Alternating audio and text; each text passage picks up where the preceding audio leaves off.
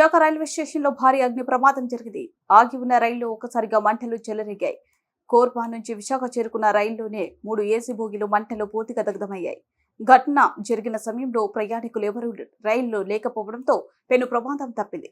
మంటలతో పాటు పొగ దట్టంగా అలుముకోవడంతో స్టేషన్లోని ప్రయాణికులు భయంతో బయటకు పరుగులు తీశారు.